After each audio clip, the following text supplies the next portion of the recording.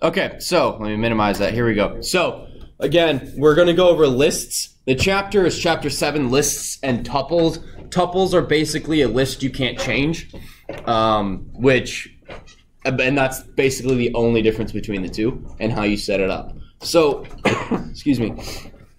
Again, a list is a collection of information, different types of information. You can have strings, you could have just variables, x's, 0, whatever.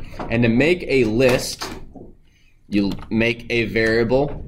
Don't use list because that is a command to make something a list. We're going to go over that later, but for now, don't use the word list. You guys see how it changes color? So don't do that. So we're going to go list1 equals, and to make a blank list, just empty, just bracket, open, close brackets. And that's it. So, excuse me. So I'm just going to go along with the book and make sure, nothing gets skipped. So we're going to go even numbers. Now I just do 2, 4, 6, 8, 10. The separation, what is the comma again? The great separator. So how many items are in this list? Is that big enough for you guys?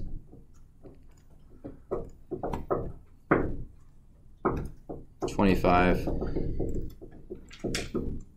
Yeah, I can't make it any bigger actually.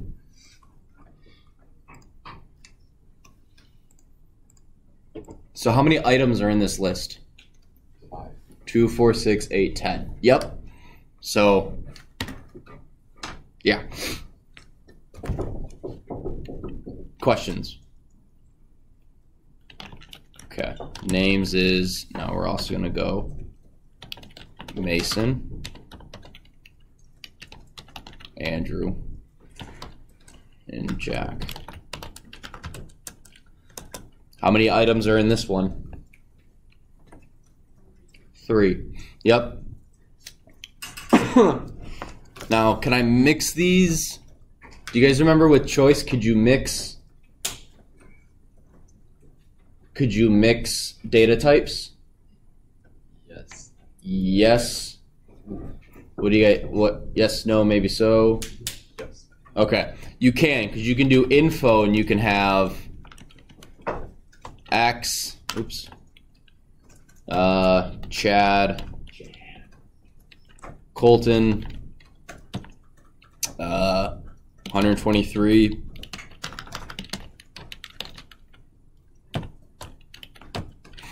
this is still all one list, and we're having no errors.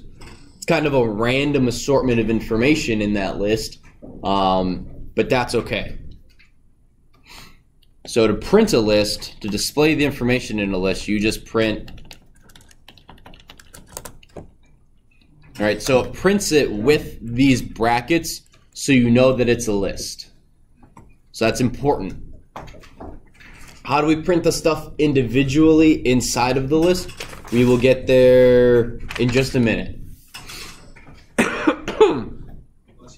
Thank you. Now, what if... What? Say one to awareness. I'm doing my civic duty. All right. What if I wanted to have a list of 50 numbers from 0 to 50? I really don't want to have to go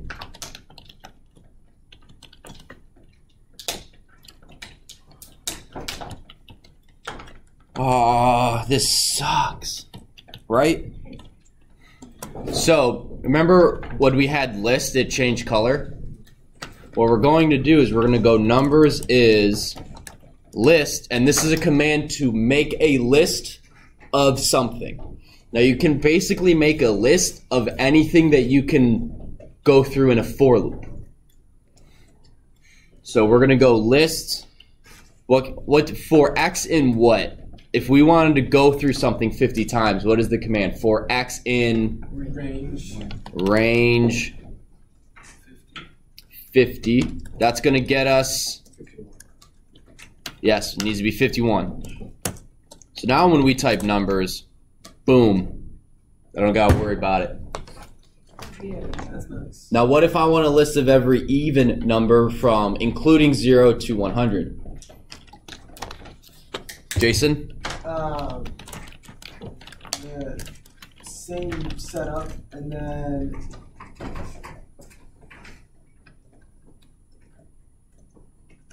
random guess 0, comma 50. Oh, we want to go to 100. Oh, 100? Yeah, we want to include 100. And okay, so 101, comma 2. Who thinks that's right? Raise your hand. I don't know. Like, I don't understand the way. Oh. It's correct. Just like if we want it for x in range 0, comma 101, comma 2.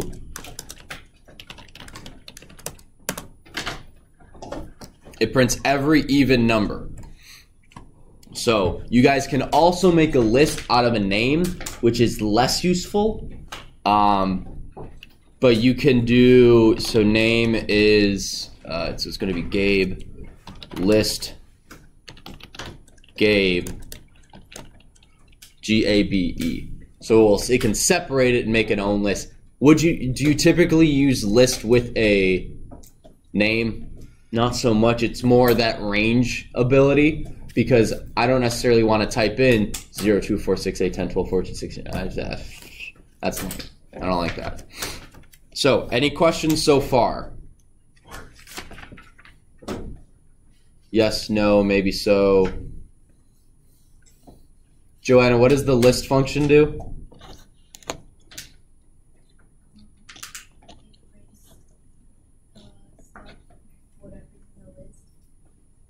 I missed that. What? Or it makes a list. Creates a list, yeah. Super simple. Now, if I do this, is this going to work? Bonus points if you can tell me what error we're going to get, Jack. There's no 10. There's no 10 what? There's no range. There is no range, yup. Who can tell me the error? There's a specific word I'm looking for in the error. Not iterable, yup. Int object is not iterable. What that is saying is that there is nothing in 10 that I can run through multiple times. Yes, Jason. What if you typed out 1 through 9 without any spaces or commas, and then made a string? Would it choose 1 through 9? So you said do a string, like... And then, yeah. Well, it's going to treat it just like it did Gabe, and just break it all up into 9 individual elements. You can also do this. This is called the repetition operator. So let's do wages. So let's say we're starting a wage calculation program, and we want this to equal 0 times, how many employees do we have? Someone say a number. 74. 74. Wow. Oops. So now we have 74 zeros. What we did is we made a list with placeholders for every person's wage. Jack, what you doing? Is your code that interesting? Well, it is. Chad keeps typing. Guys, pay attention. I'll split you guys up. So in this code we have 74 places to put our wages. We can always, this is not something that you have to do. This is just one way that you can create an empty list.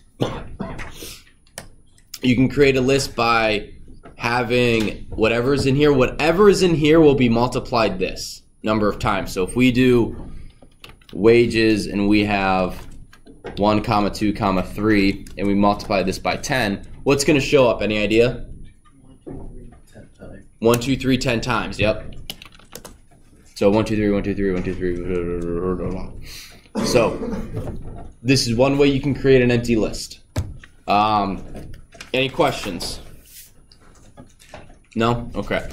What you can also do with a for loop, and this is really important, this is where we'll stop. Actually, no, I'm going to go over indexing. I'm going to explain that real quick because I have like a minute and a half. So if we do for element, right, LM is a good thing if you're going through lists to have, this is a good thing to have be your, what's the thing that signifies, the variable that signifies an element in a list, LM. So for LM in, let's go info, oops, print. So now it's printing the stuff, all the information that's in my info list. So you can go through the list and display that information. For employee in wages, how many times will this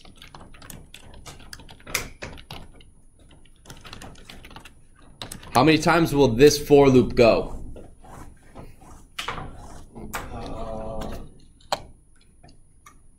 Do you have wages set?